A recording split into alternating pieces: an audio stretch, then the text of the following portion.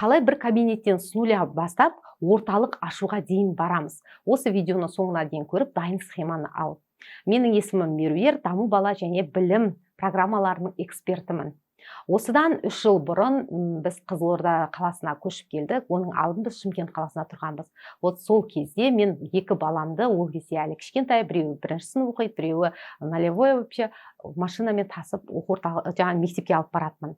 Сол кезде олар шыққанша қарап отыратынмын, жан-жақтағы оқу орталықтарын зерттейтінмін. Кім болсам екен, мына жерге кіріп, босқа уақытым өтіп жатыр, баланы күтіп, мүмкін мұғалім болсам бола ма деп, әр орталыққа кіріп шығатынмын. Бірақ ондай 2 сағаттық, 3 сағаттық жұмыс табылмады. Сонымен біз отбасылық жағдайымызға байланысты Қызылорда қаласына көшіп келуге тура келді. Қызылордаға келгеннен кейін балаларымды даму бала арт спорт енді ашылып жатқан кез болатын, тегін кружоктарға тіркеуге бардым. Сондай бір оқу орталыққа бір баламды домбыраға жаздым, екіншісін гитараға жаздым. Осы кезде сол жерде вакансия барын көрдім. Яғни мәнерлеп оқу курсы деген бар екен, бірақ оның маманы жоқ екен. Сол кезде бірден ұялмастан сұрадым. Менің осындай дипломым бар, қазақ тілі әдебиет пәні мұғалімімін, сабақ бергім келеді. Енді қанша жылдан бері декретте үйде отырып қалған болатынмын, сонда бір құлшыныс болды, балалармен жұмыс жасағым келді. Олар да дипломды көргеннен кейін бірден жұмысқа қабылдады. Сол жерде мен 2 ай бойы жұмыс жасадым.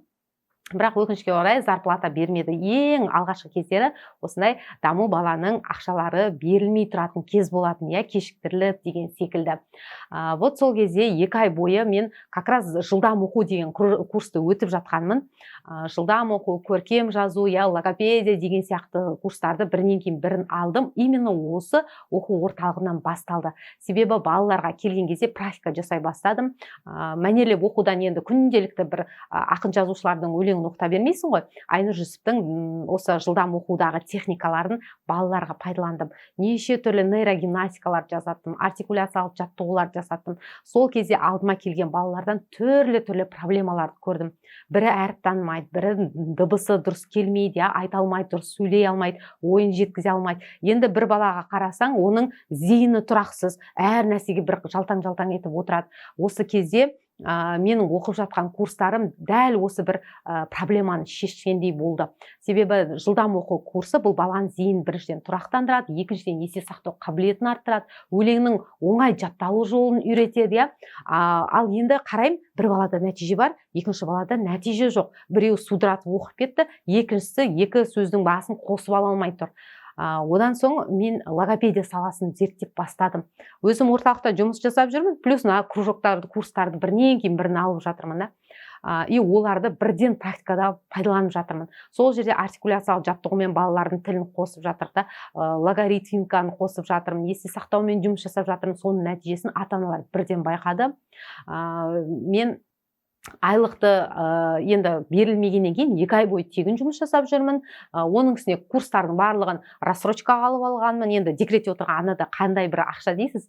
Сонымен ол рассрочканы төлейтін уақыты келді.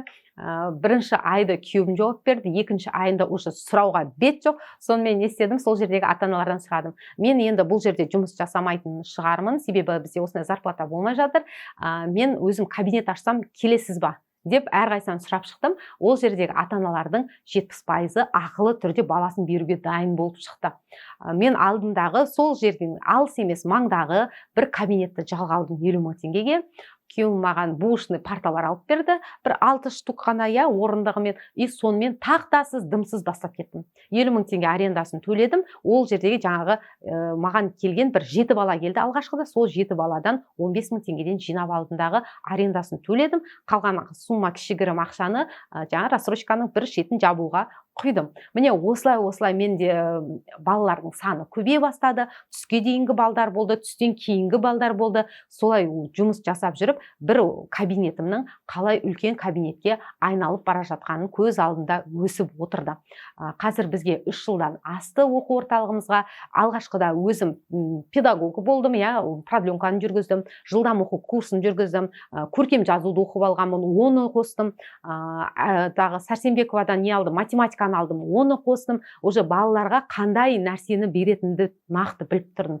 Қандай проблемасы бар, бірден диагностика жасаймын, логопедиялық курстан алған диагностикам бар, балаға общий диагностика жасаймын да ата-анасына қойып беремін. Мынамен жұмыс жасаймыз, мынамен жұмыс жасаймыз, мынамен жұмыс жасау керек. Примерно бір баланың өзі кемінде 2 немесе 3 кружокқа жазатынды үйрендім солай. Яғни ол бір мен ақша жасау мақсатында емес, балаға действительно көмек беру мақсатында болды.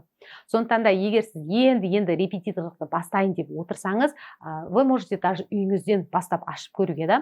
Ол үшін сізге білім керек. Жаңағыдай диагностика жасаудың жолын үйреніңіз. Және де баладағы проблемаларды шешуді үйреніңіз.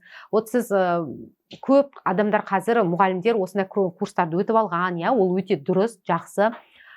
Тек қана мектептің біліммен отыра берсеңіз, сіз баладан результат ала алмайсыз. Сондықтан да сіз осындай жылдам оқу, математика деген сияқты курстарды өттіңіз ба, пайдаланыңыз. Балаларға диагностика жасап, ата-аналарына көрсетіп, статусыңызға салыңыз, сабақ өтіп бастаған кезіңізді. Инстаграм парақшасын жүргізіңіз, тиктокты ашып жүргізіңіз. Сіз бірден СММ алып кет деп айтпаймын. Бәрінде мен өзім жасадым. Өзім СММ болдым, өзім полды жудым сол кабинетті, өзім логопед болдым, продленкасын жүргіздім. Шаршап, шалдығып жүресің, бірақ ана балаларды оқытқандағы күш, одан ақша алып жатқандағы энергия береді. Ата-аналардың рахметі, балалардың результаты сені күнге жандыра береді. Сен одан шаршамайсың. Айтқым келетіні, осылай егер нөлден бастап жатсаңыз, кабинет ашып бастай беріңіз. Одан қорықпаңыз, баланы қалай жинайым деген нәрсенің барлығы былайша айтқанда сылтау. Не бар қазір? WhatsApp группа толып тұр, ата-ананың чаты бар, мектептің чаты бар, балабақшаның чаты бар, туған туыс бар, группаластарыңыз бар, класстастарыңыз бар, көрші көлем бар, құда жекжатыңыз бар. Барлығына ұялмай жақсылап тұрып, баннеріңізді жасап, рекламаңызды жасап жіберіңіз. Вот сондай результаттарды сосын статусыңызда бөлісіп бассаңыз. Менің курсыма 2 бала жазылды, 1 бала жазылды, мынандай нәрсе жасадым, диагностика жасадым, оказывается, намен жұмыс жасау керек. Прям осындай сюжетный сторис саласыз ғой, дәл сондай сюжетпен салыңызшы жаңа WhatsApp статусының өзіне. Қанша адам сізге келеді да, и результатмен бөлісуді ұялмау керек. Басында әрине сізге ең басында тиісіп бастайтын ол сіздің жақындарыңыз, ол сіздің туыстарыңыз болуы мүмкін, ол сіздің достарыңыз болуы мүмкін, күліп бастайды, не блогер болып кеткенсің ба, мұғалім болып кеткенсің ба, не деген секілді. Бірақ одан ұялудан қажет жоқ. Себебі бұл стадиядан мен де өттім. Осы бір кезеңдерді өткеннен кейін мен ұялған да жоқпын, басқа да қылған жоқпын. Қайта результаттарды сала бердім, оқып жатқанымды көрсетіп отырмын. Мен мынандай курс алып жатырмын. Оны балдарға практикада пайдаланамын. Мені пайдаланып бастадым. Мынауымнан результат шықпады. Мынадан результат шықты. Мен ұялған жоқпын, барлығын көрсете бердім. Как есть. Адамдарға идеальны болып көрінудің қажет жоқ. Если даже құлап қалып жатсаң да айтудан ұялма, қорықпа. Ол сенің минусқа кеткен кезіңде, ол сенің былай өсу кезеңдерің деп қарау керек. Кез келген бизнес бірден гүлденіп атып кетпейді.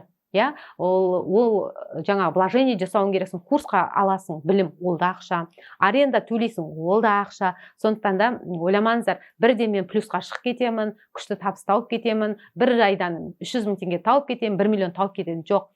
Сіз табасыз, бірақ оның осындай шығындары бар артында, соған дайын болыңыздар. Алғашқы 3 жыл негізі аяқтанып кеткенге дейін это нормально. Алғашқы 3 ай бұл самый кризисный периодта неменеге бастадым екен, құдай-ай, осыны істемей үйде неге тыныш отырмадым екен деп, ондай да кезеңдер өтеді. Бірақ нәпсіге берілмейміз, жеңілмейміз, тек қана әрекет жасай береміз. Сіз осы саламен адамдарға пайдалы болам деп шештіңіз ба, пайдалы болыңыз, до конца жүре беріңіз. Тек қана приоритетке ақшаны қоймаңыз. Так, мен осындай теңгеден 5 бала жинасам, мынандай теңге аламын, все, ақша үшін жұмыс жасау деген болмайды негізі. Ол кезде ол сіздің түпкі мақсатың емес, басты мақсат бір какой-то бір пайдалы болу керек та. Сол кезде ақша өзі-ақ сізді іздеп қуалап келе береді. Бір бала болсын оқытып нәтиже шығарыңызшы, сіздің айналаңыздағы дәл сондай проблемасы бар ата-ана өзі іздеп келеді сарафанкамен. Осы уақытқа дейін бізге сарафанкамен жұмыс жасап тұр, оқу орталығымыз. Одан бөлек әрине таргеттерді қосамыз, но бірақ ол 2-3 жылы басталды. Одан кейін барып мен мемлекеттен берілетін субсидиялар жайлы ойлап бастадым. Нәтижесінде жаймендеп қосып келе жатырмын. Даму бала деген сияқты нәрселерді үйреніп алып, тек қана Қызылорда қашан ашылады деп отырған жоқпын. Басқа өңірлерде ашылып жатыр ма, мен соларға көмектесіп бастадым. Басқа орталықта алсыншы, көмегін алсыншы мемлекеттен деген ниетпен, видите, біреуге пайдалы болам десеңіз, ар жағында ақша өзі ақ реттеле береді да. Қазір енді осындай инфобизнеспен тауып жатқан табысым әрине оқу орталығындағы табыстан асып кетіп жатады. Сондықтан да нөлден бастап отырған кісілер қорықпаймыз. Бәрін бастай береміз, жаймен де бастай береміз. Орталық болса орталықтан, кабинет болса кабинет, үй болса үйден. Ең бастысы бастап кету. Алғашқы әрекеттеріңіз жасап кету. Дальше больше өзі келе береді. Алла өзі адастырмайды. Сіздің ойыңызға сол бір нәрсе келді ма, сол бір ой келді ма, это значит Алладан деп қабылдаңыз. Ол сіздің қолыңыздан келмесе, ол ой сіздің миыңызға да келмейді негізі. Қорқынышымыз жеңеміз и полный вперед алға қарай жүре береміз. Негізі каналымда осындай оқу орталықтарына мемлекеттен берілетін субсидия туралы бөлістім. Описанияға салып кеттім ссылкасын. Обязательно кіріп қарап алыңыз.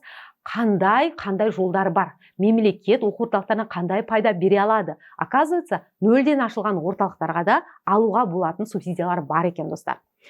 Егер солмен танысам десеңіз, міндетті түрде қараңыздар. Парақшама жазылып алыңыз, жоғалтып алмас үшін. Және де лайк басыңыз. Үлкен рахмет. Сау.